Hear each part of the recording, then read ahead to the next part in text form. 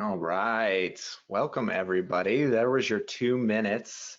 Still got some folks joining us, but we'll let folks just kind of come in as they can. Thank you so much to everybody who's joining us today for what I hope will be a really exciting discussion here around specifically how do we better leverage something like content analytics to really improve the content that we create and improve the impact of the content we create, really. So I am your host for the next hour or so here. I'm Nick Gernert. I'm the CEO at WordPress VIP.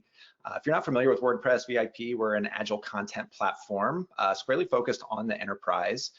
We bring together creators and developers through our capabilities in content, in commerce, and also in analytics to create really meaningful digital customer experiences. So I'm excited you're all here joining us today to talk about that last piece, which is just that piece on analytics, which if you haven't followed the news, no worries, but earlier this year, the content analytics platform known as Parsley joined up with us here at WordPress VIP. And we're really excited about how bringing content analytics, content creation, commerce, these different things closer together to really create a much more, well, what we're all trying to do, a better customer experience and drive better results for our own customers. So the webinar today is really going to help us dig into that. If you're new to this is a series we do on webinars. And actually last month we had a senior analyst with Forrester by the name of Nick Barber, who joined us to talk about this concept of an agile CMS. What does that actually mean?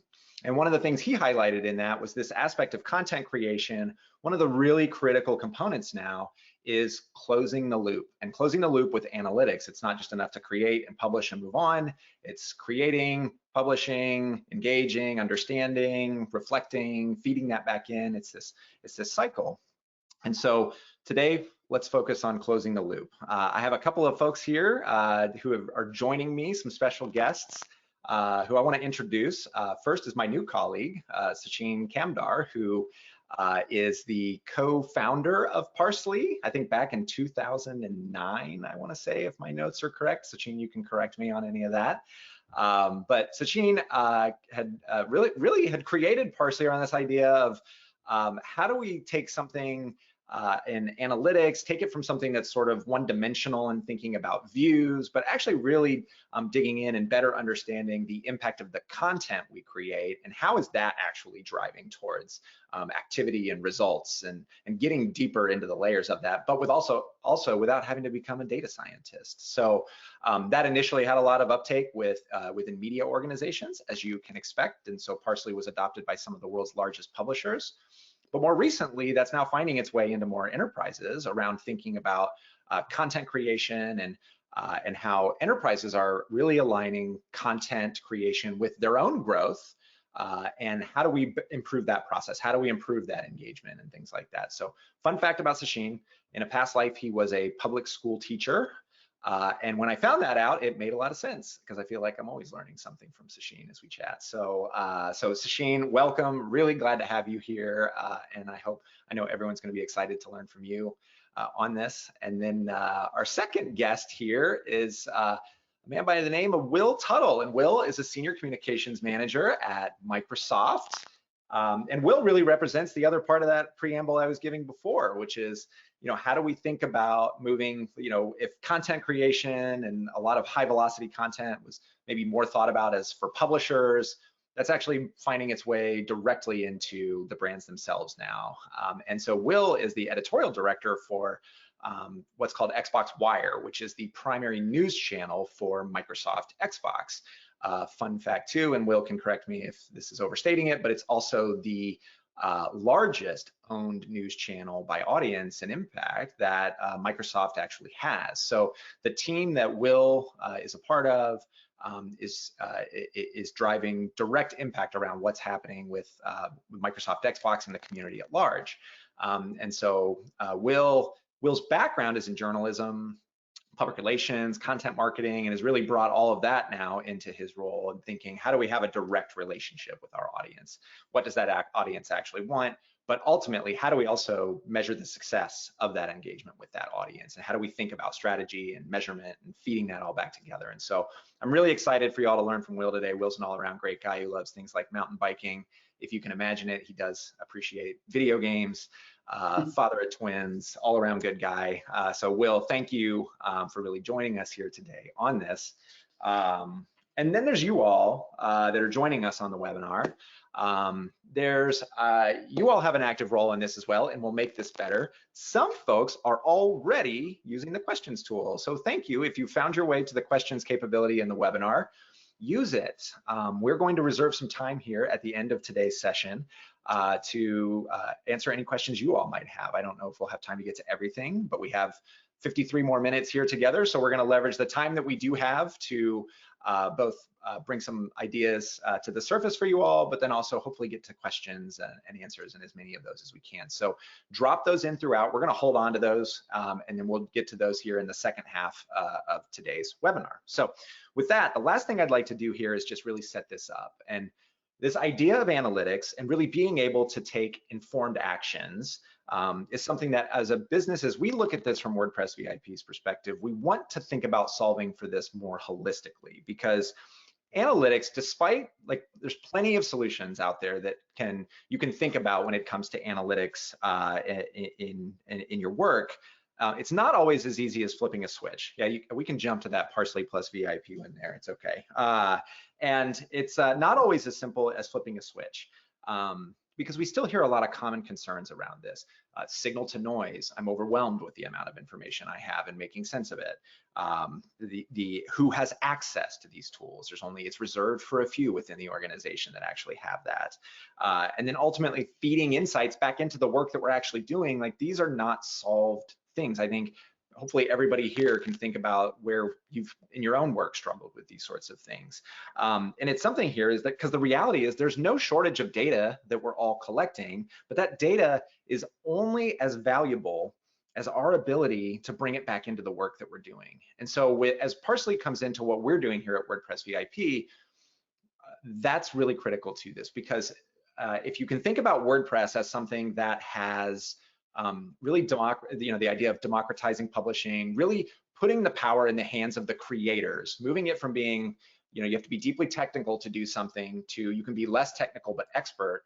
What WordPress has done there, Parsley is doing the same thing with analytics, where you don't have to be a data scientist. You don't have to live in this every day in order to improve the quality of your work and the overall results you're driving for this business, for your business. And that's really, I think, at the crux of a lot of this. And that's what I'm excited to dig in here today. And so with that, I'm gonna finally take a breath here, and I'm gonna hand it to Sachin, because I'd love for Sachin to just kind of set the stage here on what is content analytics, because we're very specific in saying that, and also really this idea that there's untapped potential in that content. So how do we really get that out of there? So over to you, Sachin. Thanks, Nick, and I'm really excited to talk more about this area. I'm going to try to be fast here, because really the meat of this conversation is with Will and understanding how he's leveraging content analytics to make better decisions around how to prove the value of their content and how to really showcase the power of the content that they produce on Xbox Wire. But I do want to talk a little bit about this concept of the untapped potential of content. We have a mix of people that are in this webinar from a variety of different industries. I'm sure there are a decent amount from the media and entertainment space, and we all know, coming from the media and entertainment world, how powerful that content can be, how it can accelerate the growth in terms of audience, how that can drive really deep engagement, and how that can get the results that we want. But oftentimes when we talk to the other side on general brands and enterprises, we run into a little bit of a barrier. And this stat, I think, captures it really, really well in terms of this untapped potential of content. 88% of prospective customers are researching companies, products, and everything in and around that before they actually contact you. And they're doing that mostly through your content. And so when people recognize that digital is not just about having a website up, but it's about having an experience and having the right flow that creates engaging content to get people to raise their hand and say, hey, talk to me, they recognize that, whoa, this thing has way more power than I initially thought it did. We also just see this naturally happening. And of course, the last year, as every company went digital first, was an accelerant to this. But when you look at the joint customers between WordPress VIP and Parsley, the majority of the new customer growth that we're seeing is really on the marketer side, where they're recognizing that, hey, we need to create a way to grab audience, to engage audience, but that's not enough. We actually have to get them to take actions, to get them to convert in some way, shape, or form. And so this is another piece of data that we're seeing that really helps us explain the shift in the marketplace and the shift in people like Will, which we're going to talk about in a little bit. And I bet a bunch of people that are joining this webinar right now.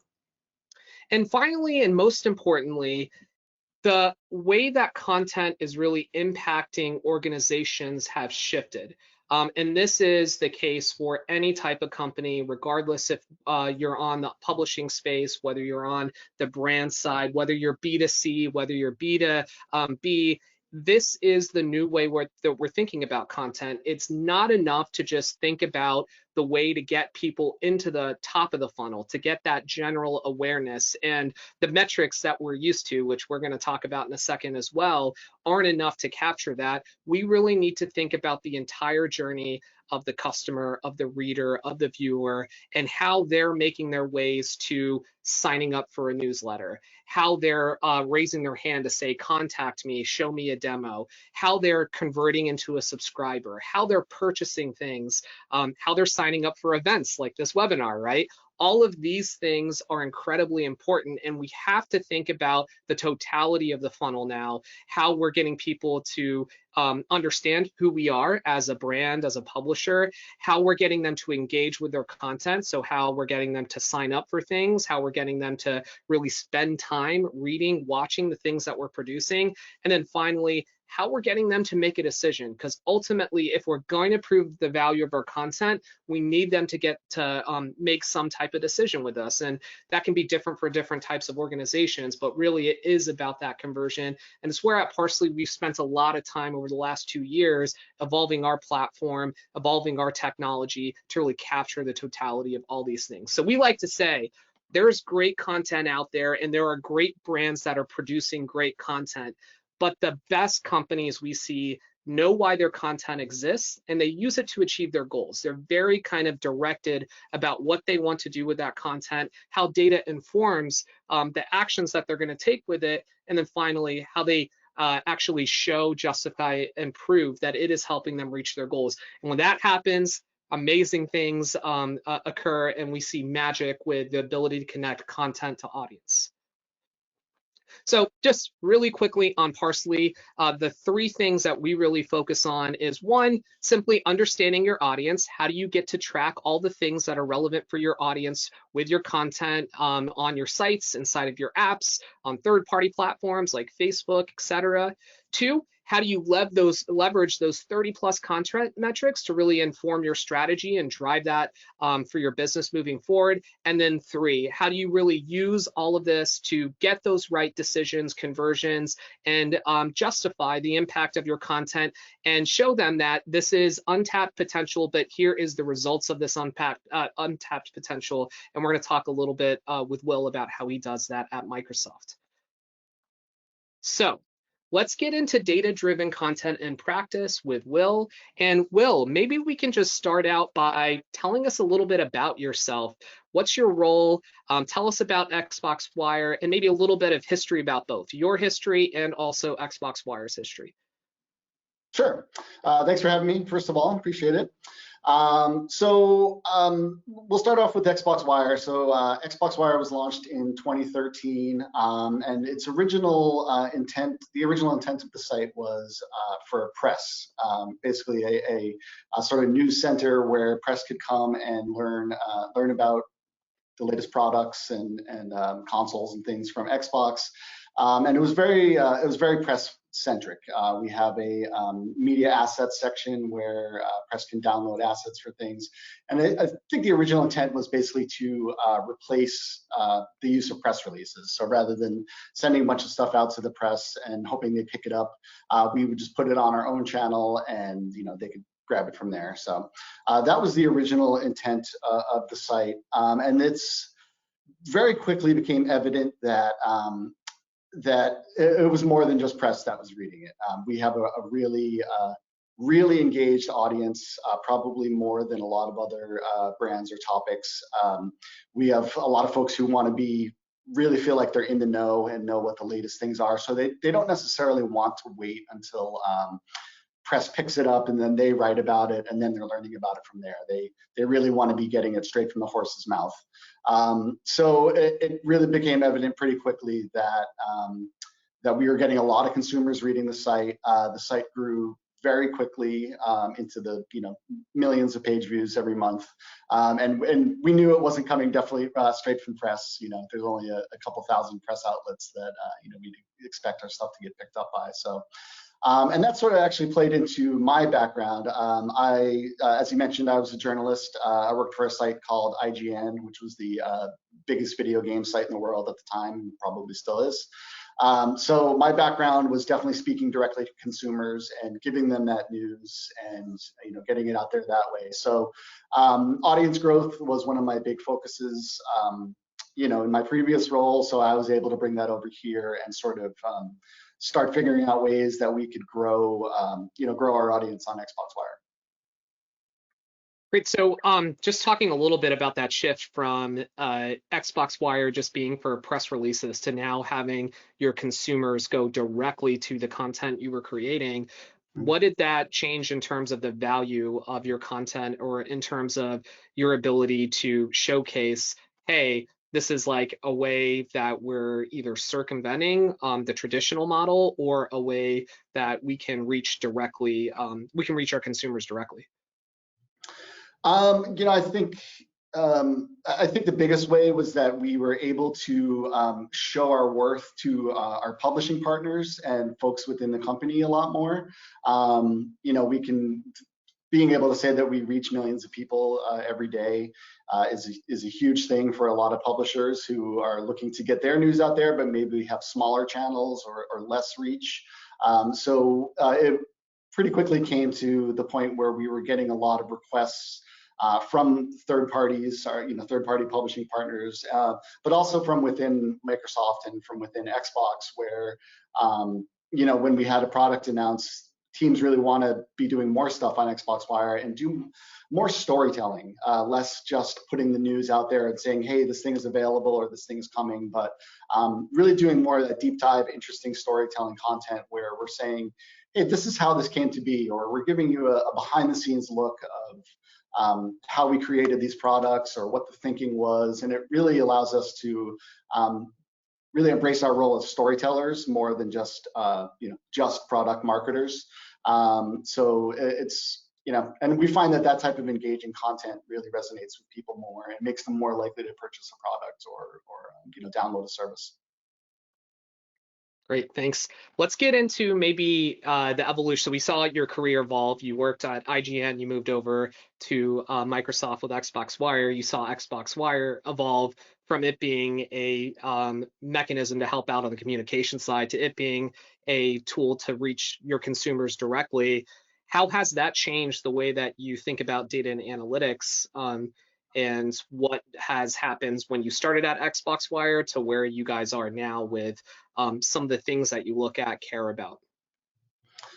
Yeah, I think analytics has always played a big role in my career. I think I mentioned I've used, I feel like I've used just about every analytics tool under the sun over the years. Everything from ComScore to Omniture to Adobe and Google and stuff. So I've had a lot of experience with analytics, and I think it's really important that we find ways to use them wherever we can to inform what we're doing.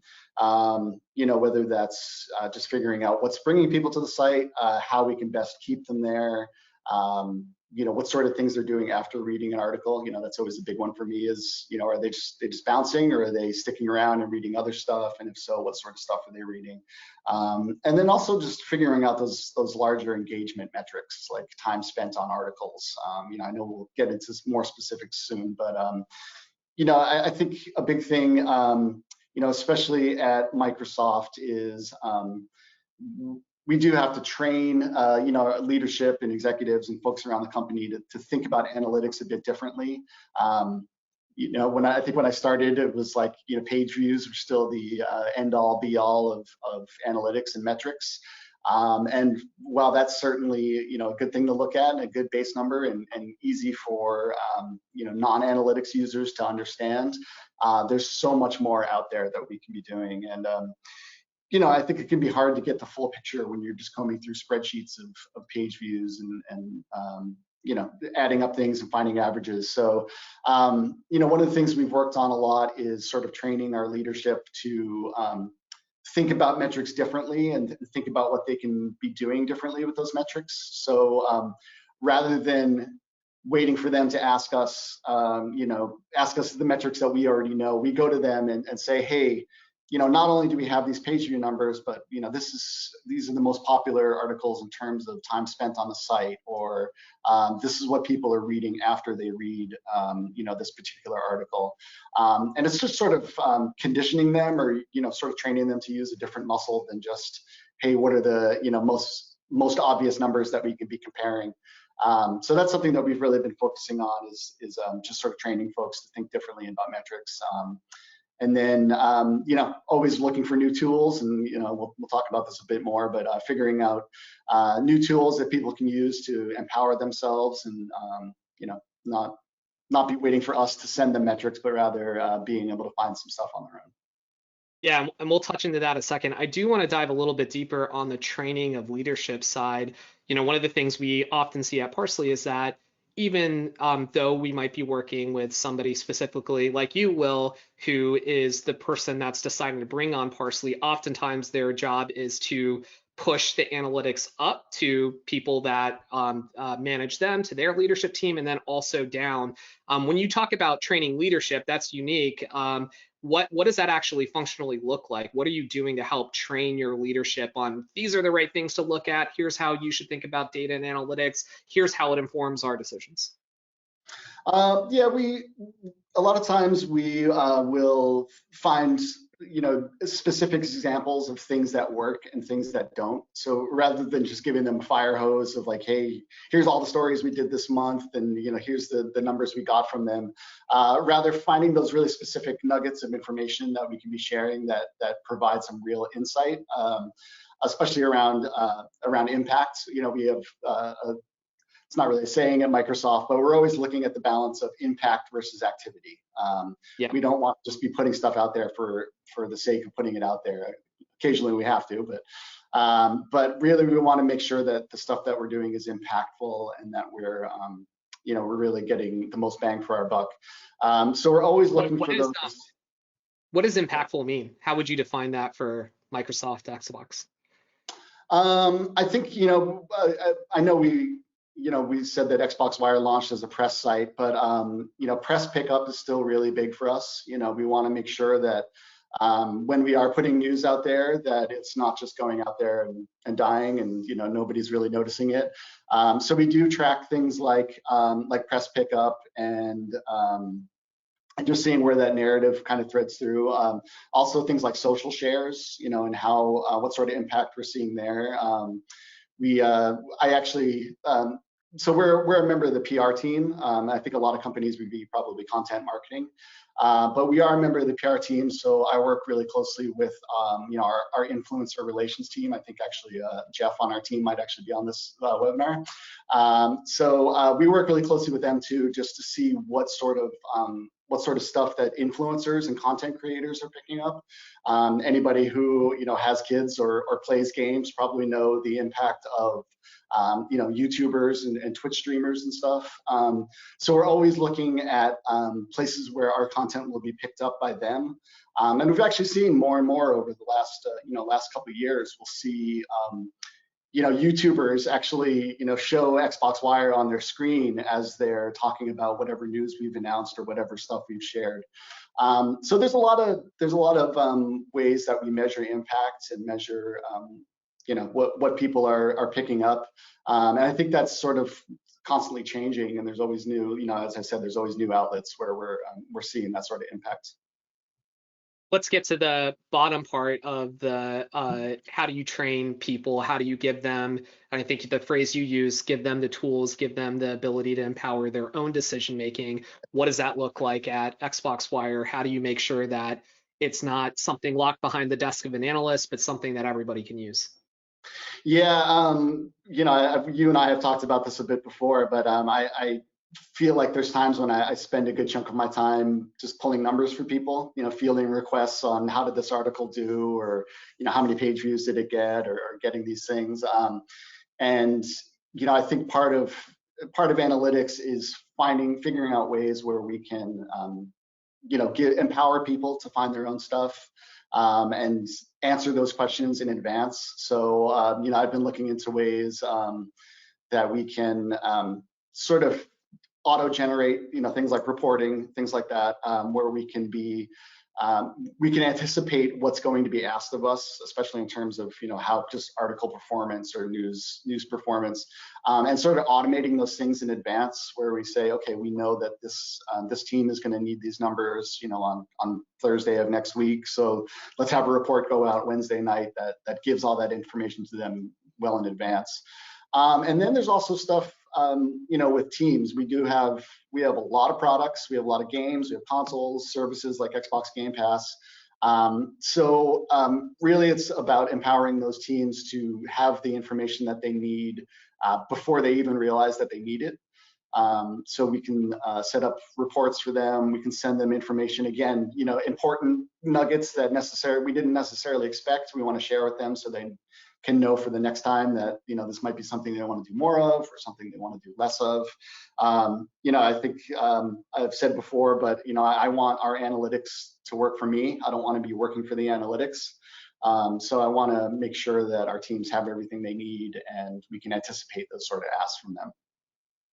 I'm going to dive into that. That's a really nice phrase. What does analytics looking for you look like from like a day-to-day practice perspective? And then also, second part, what does the reverse look like when you have to work for analytics and it's not doing its job for you? I think for me, it's really, I'm not going to try to sell Parsley here or anything, but we've been experimenting with it a bit, and I really like the idea of having a lot of context around numbers.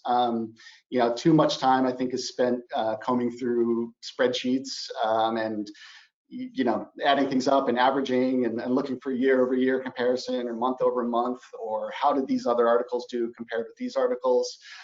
So I think really being able to streamline that process wherever we can is hugely important, and especially in terms of using tags, especially category tags and just meta tags, for being able to compare traffic on different franchises or different genres, like what are our top 10 first-person shooter stories over the last year, and who's the big ones and who should we be bringing that information to. I like to be able to strategize and work on content, and just sort of have analytics be a thing that it pops up every so often, and I get to look at the numbers and I get to see growth and figure out what's working and what's not, but not spending all of my time looking at tables of numbers and trying to find patterns where there might not even be patterns, and so anytime that stuff can be automated for me, or it makes my job a lot easier. Yeah, so having something that maybe gives you a better platform to just get the insights instead of like having to work to get the insights, and spending a lot of time and effort there, totally makes sense. And we actually see it. We have a couple examples of where things, sort of things that have worked, and we've used analytics to find them, and things that also haven't worked. Yeah, let's hear it. So we had one last year where we had Xbox Series X came out last year, and we sort of had we had a very long recap of sort of the news that we've already announced, and we wanted to put together a story that was we're just breaking down everything we've shared about the console. You know, there's a huge appetite for new information on Xbox Series X and the latest big things. And we had done some really great content leading up to launch, just in terms of you know, revealing specs and revealing different features, you know, backward compatibility things. We did a lot of reveals over the course of the year. So we thought it would be good to put together a big story that had just sort of all of that stuff in one place for people who are looking.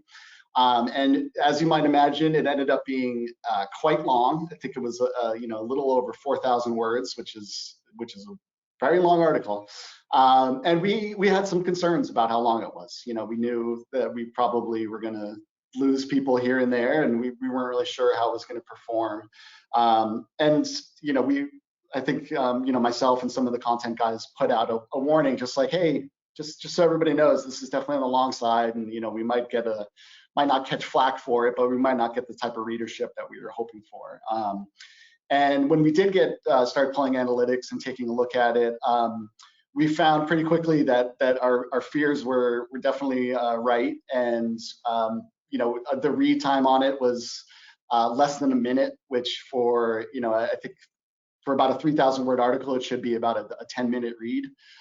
So the fact that people were bouncing that quickly was you know, kind of a bummer. But we did have actually huge numbers on it in terms of people coming to it.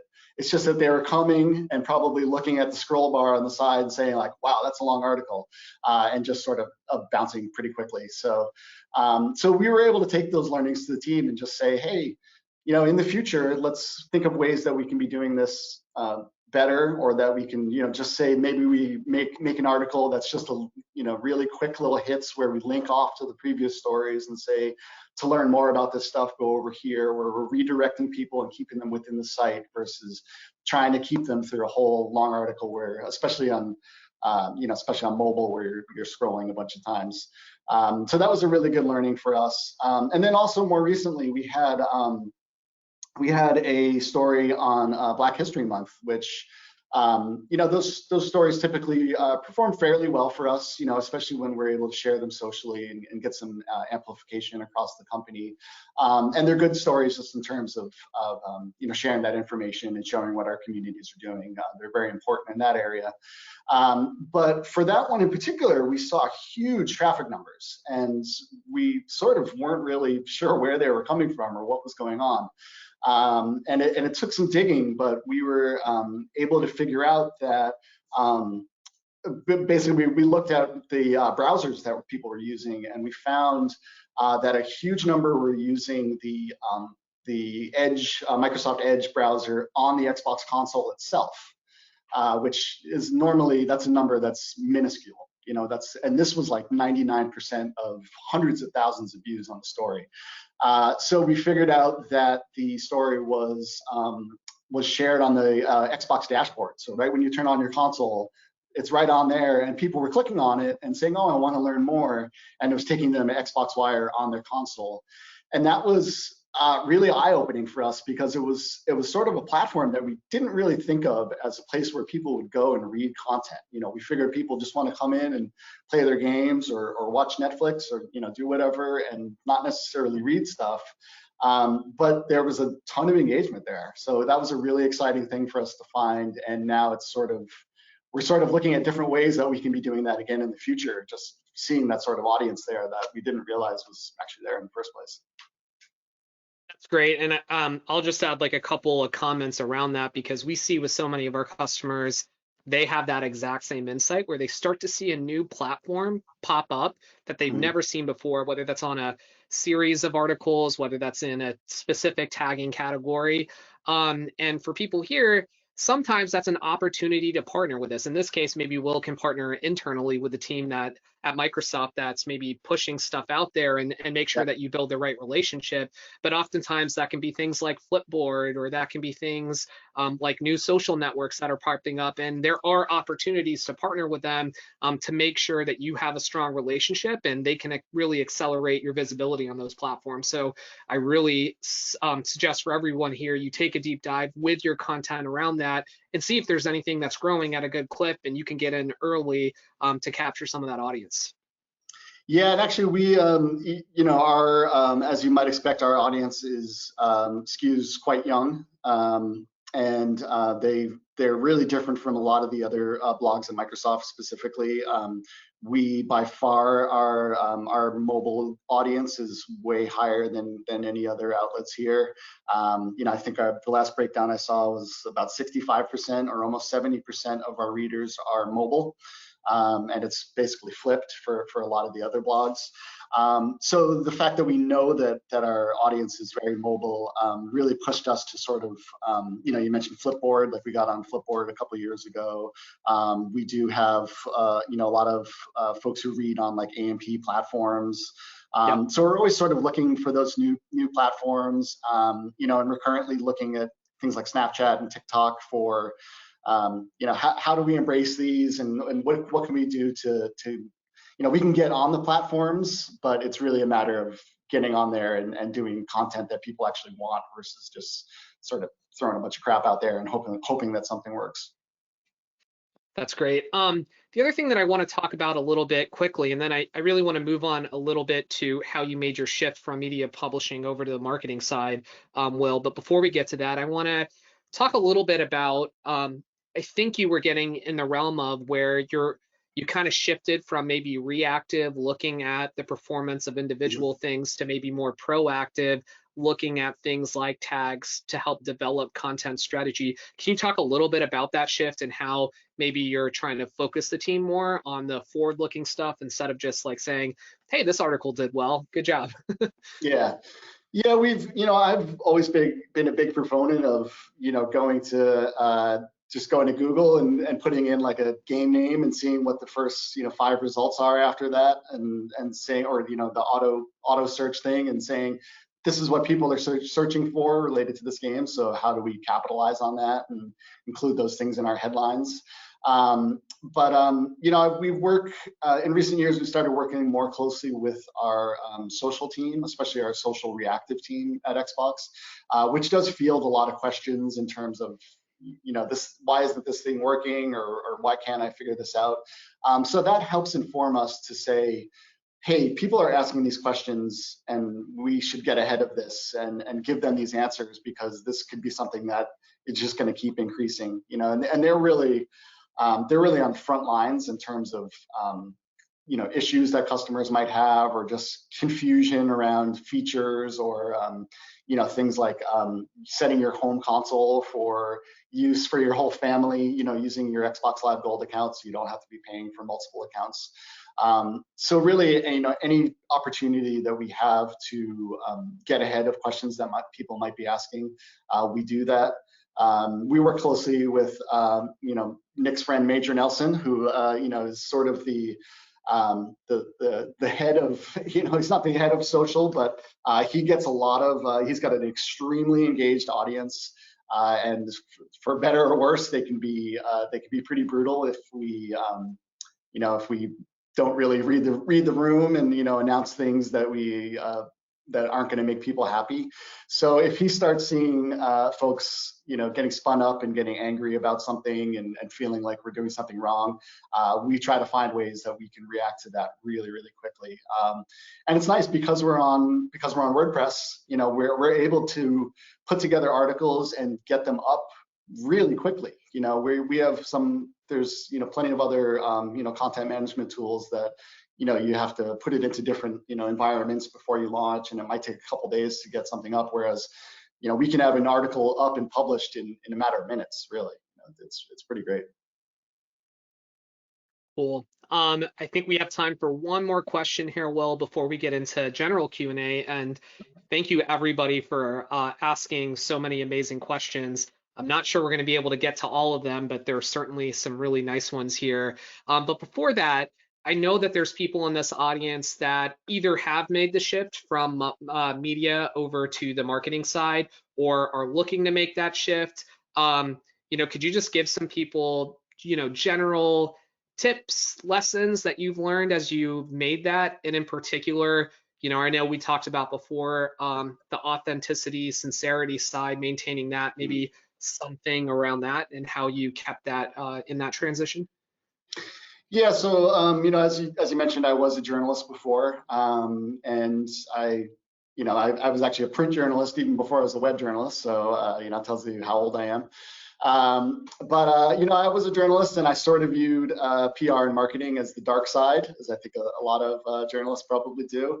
And then I left my job, just wasn't totally sure what I was going to do, but I got picked up by a content marketing company that was sort of a boutique company that focused on the game industry, and that really sort of opened my eyes to what actually was going on there. In terms of you can still do what feels like great journalism, but you're doing it, for basically a marketing company or for marketing.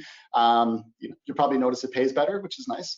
I think one thing is that for anybody who makes that move from journalism to content marketing or PR, I think you should really be viewed as an opportunity to change the way that those fields work. One of the first things I did when we started Xbox Wire was create a style guide. One of the first things in big bold letters is be authentic.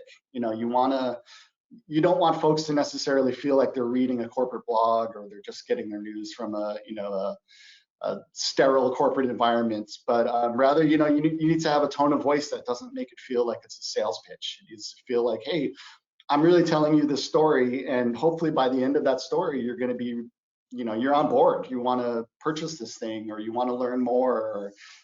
So I think a style guide is really important. Stuff like no trademarks. We really feel strongly about having actual bylines in the byline, actual names. We shifted to a model of having guest authors on the site, basically. So anytime we get content from a third party or from our internal teams, we tell them like, hey, we need to have a name on here. We need folks to put a face to a name to a product, so that they feel like, hey, this person who's been working on this product for a couple of years, they're really passionate about what they've worked on, and they want us to learn more, and they're not just trying to sell us, even though they are. They really want us to understand what they went through to bring this thing to us. So, I think storytelling is about empathy in a lot of ways. It's about understanding what your reader wants and giving it to them without making them feel like they just wasted a bunch of time, or making them feel like they're just getting sold or pitched to. Awesome. And I'll just add my own quick commentary to that, which even if you are a journalist and you come from the media publishing world, in my view, you're still doing marketing. Maybe it's marketing for a different thing, but you're still trying to get somebody to view an ad, subscribe to an organization, purchase something in some cases. So to me, it is all about creating the right relationship and the right mechanism to engage those audiences. And if you do that, to your point, Will, with authenticity and sincerity, they are going to read it, they are going to consume it, and you will get the results that you want. And then you prove that through the data.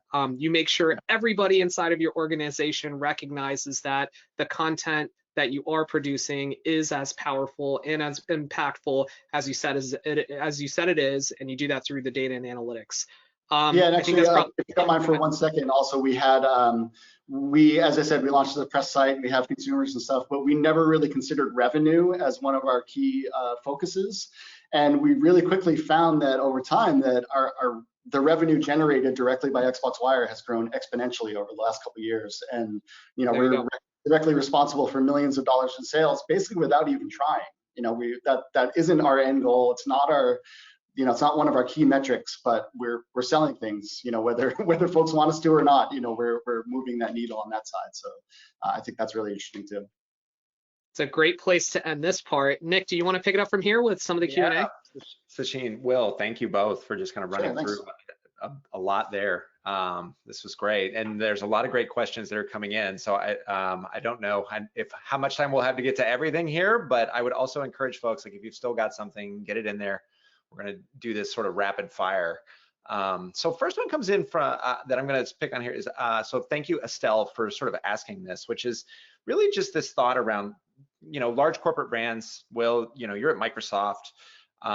This thought that there's kind of large teams dedicated to content analytics. and that maybe from a smaller business perspective, there's just maybe not a depth of resources that an organization the size of Microsoft has. And sort of trying to understand, like, what do you recommend for smaller companies that have less resources? So before I turn it to you for the question, something that's interesting in that, at least through my observation, is one of the things actually we recently learned through this discussion we had with Forrester was actually like CMO budgets and comms budgets through the pandemic have been under a crunch. So like 200+ billion in sort of budgets just being slashed, and a lot of things getting slashed are in just the number of folks working on these things, the tools folks have available, a lot of these things. And one of the things that's always amazed me, and sort of as we've worked with larger organizations, that actually teams such as yours, Will, it's not like you just have this massive bench at your disposal for the company. So I would love to ask you is to relate sort of your team and your work to more of that like small business side of this, and help folks understand, like, how are you doing more with less there, and what can others learn from that? Yeah, well, just for context, when you say team of Xbox Wire, it's really me and one other guy. So we don't really have a team per se. That's actually part of why we rely on internal and external. We refer to them as experts because they are. But we rely on other folks to sort of create the content at our direction, and then we take it and edit it and publish it and make sure it's all looking good and stuff. So I would say that having a small team isn't necessarily the worst thing, but as the old saying goes, it pays to work smarter and not work harder. For small businesses, though, it's tough. Like I said, I worked at a boutique company where there were basically 5 of us, and we didn't have a dedicated analytics person. It was just sort of, whoever had the chance to, pull some numbers, it was their turn to do it, and they did it. So yeah, I mean, it's hard. I don't know if I necessarily have specific advice for Estelle. I would say, work to find whatever tools you can to make your job easier. Experiment where you can. But also, don't put pressure on yourself to do stuff that you can't. There's only so many hours in the day, and I think we've all been at the point where we feel like we're overworked and tired, and budgets are smaller than they were, and we're going through that. We've gone through that plenty of times. So I think finding the right tools is a huge part of it.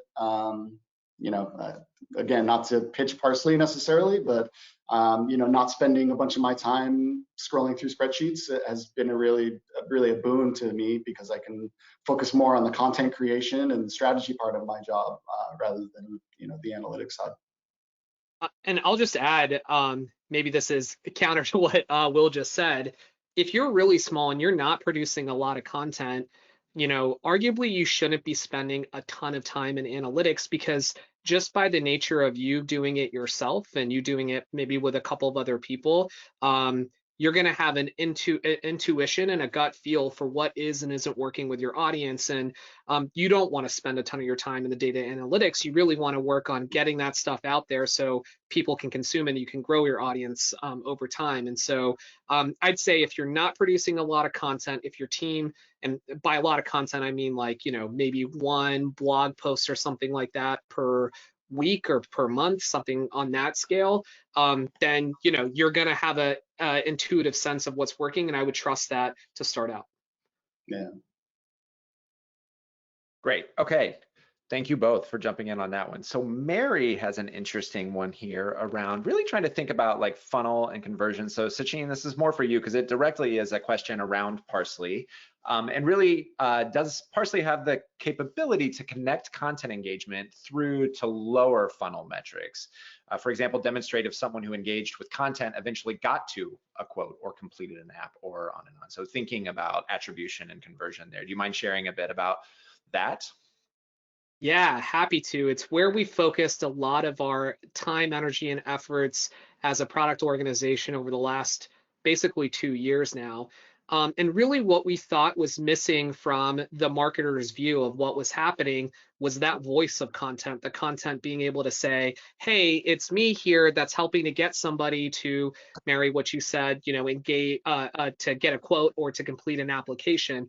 Oftentimes that's really left to the user persona side, but that doesn't really flow back to the content side. And so what we've worked on at Parsley is to connect the dots there so that you understand that it is this type of content, these topics, or the specific content that was really critical to the journey to get somebody to eventually, sign up for your application or to purchase something or to subscribe for something, any one of those types of things, which you would call kind of like a conversion event or a decision event.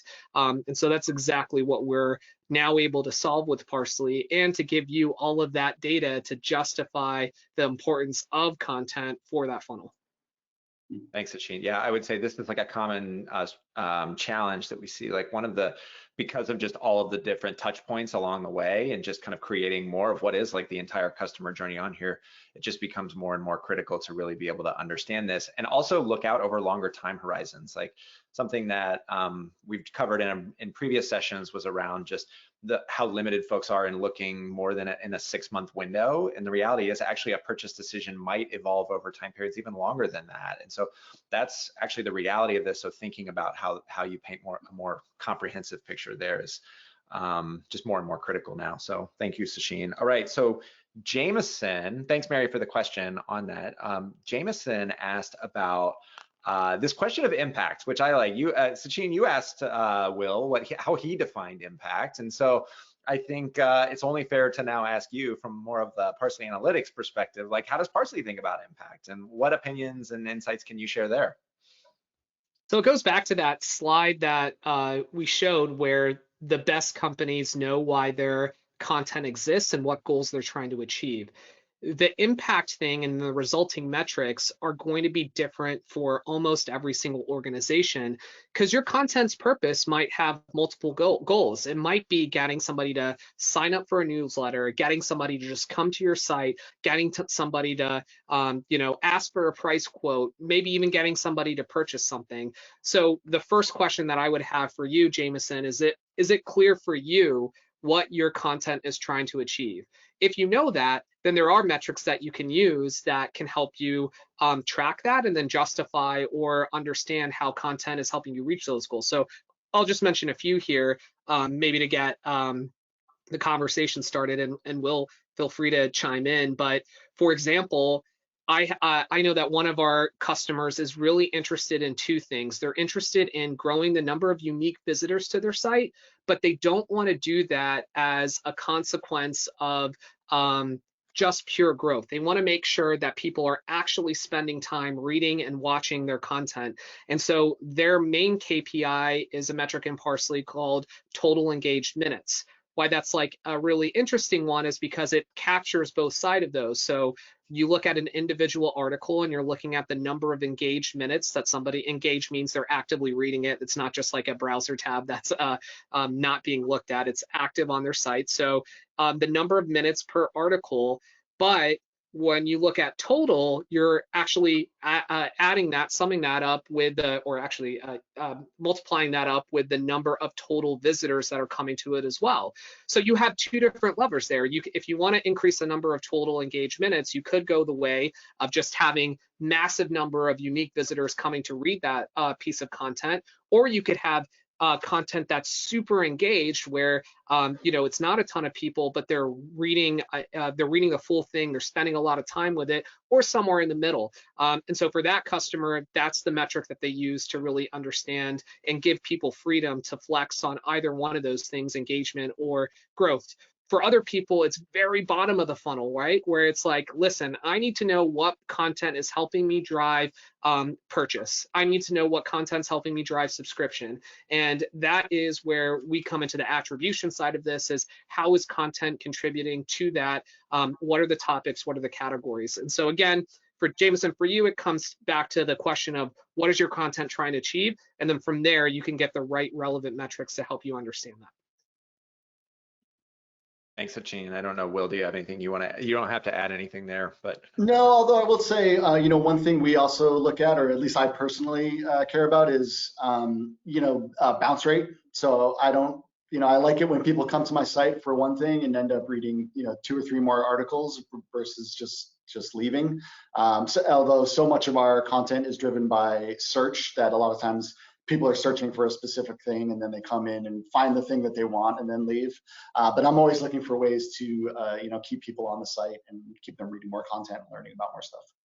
yeah, it's a good reminder. It's like the saying, it's not the most important thing is not the first thing someone reads, it's the second thing that they read in there, and really thinking about that. So, all right, we got 3.5 minutes, so going quick here. Greg. Greg represents the person that, the group, those of us thinking, I'm used to Google Analytics, I'm used to other email marketing programs like Marketo and Pardot, and things around measuring success and content. How does Parsley take this to another level or approach this differently? So Sachin, this one's really for you. Sure. So the simple way to put it is that Parsley was built first and foremost for content, whereas other analytics platforms like Google, like Adobe, like Marketo or Pardot, they were built for other purposes like general website performance or like email marketing. And then they kind of moved over to the content area as that became more prevalent. We start in the different direction. We start with a content first mindset, and then we start including other things that overlap a little bit with these. So for example, we track UTM parameters to help you understand the performance of your email marketing campaigns like a Marketo or Pardot. We track kind of like audience segments in a similar way that Google would, and we track different platforms in a similar way that Google would. But the real kind of sense of why Parsley is different is because everything was built with showcasing the power and impact of content in mind, and that started from day one. Great. Okay. Thank you on that one. Probably, let's see, I've got a couple, these are coming in together. So I'm going to combine a couple of questions here. So Anastasia asks specifically around, hey, my org is both a Parsley customer and a VIP customer. Any insights you want to share? And like from a product roadmap, where the two platforms are more directly integrated, things like this. There's a few questions that are aligned here in this. So Justin, you also asked around like, should we expect to benefit as Parsley customers and things like this. So real quickly on this and how we're thinking about this, like, yes, you should absolutely expect to benefit from this and bringing this together. So actually, Anastasia, I would encourage you to like reach out to us, reach out to the team that you know and love here on VIP. To actually have a direct conversation about this. I would encourage anybody that's a current customer to do that and reach out to us about this. Early places you're going to start seeing these things coming together are Parsley Analytics coming much more directly into WordPress administration, the dashboards, things like this that you're already leveraging today. So our initial priority is saying like, how do we bring insights closer to where the work is happening and doing that? So focus is happening there right now. As well, though, something really exciting that isn't really analytics related, but is definitely going to become more and more we're going to be talking about much more, is around this aspect of how do we leverage what we know of content and its performance to help in personalize customer journeys? How do we help in the editorial process to help you understand how have things performed in the past and how should I repeat that now? And bringing those insights into the actual editorial process. So think about personalized experiences and the power and the scale of content that you're managing now, how that might come together. Those are areas where we are immediately focused and thinking about this. If you're just a Parsley customer, for example, and not just, like we look at this and saying like, look, we love Parsley as a standalone product. We think what it provides to platforms well beyond even ours as WordPress is really wonderful. We do expect it to work best with WordPress into the future and even better with WordPress VIP. But I think what you can expect to see as a Parsley customer is now you have much more focus from an organization the size of Automatic now. So Automatic as a whole has a ton of momentum at the moment. And so we're bringing that momentum directly into Parsley's own roadmap. So we are actively investing in the product and engineering teams, into go-to-market. Every aspect of Parsley's analytics business is now part of a broader enterprise-focused business that Automatic has on WordPress VIP. And so these are going to be, a 1 + 1 = 20 sort of situation here on that. So as a Parsley customer, expect better customer experience, better customer service, improved product, all of those aspects as you go. So we're early. and I'm really excited about that. Sachin, go for it. We're Yeah, I right just at wanted to time. add one thing from like the Parsley perspective, and it goes to what Will said earlier. Analytics working for you, not you working for analytics. What made us so excited about joining the WordPress VIP team is we could actually do that more directly by helping to bring analytics, data, and insight where most content creators live, which is inside of their CMS. And so to us, that was super exciting to make analytics work better for you and not have to like think about what report dashboard should I go to. So we think that's going to create a really nice experience. We're still going to obviously, like Nick said, invest in the Parsley dashboard, and anybody that is producing content regardless of VIP is going to be able to leverage Parsley Analytics. But we get giddy from a product perspective and we can think about ways we can blend the two together. Yep. Thanks, Sachin. Will, thank you so much for joining us here today and letting us pick your brain about life at Microsoft Xbox there and Thank you, Will. insights you're sharing. Super appreciate it. Sachin, thank you as well for joining. Everyone who's on the webinar, thank you so much for joining us. We do this pretty regularly. We're also going to maybe send you a survey. Please give us feedback. It only makes these things better for everyone else in the future too. So appreciate that. So thank you again. Have a great rest of your day. Bye.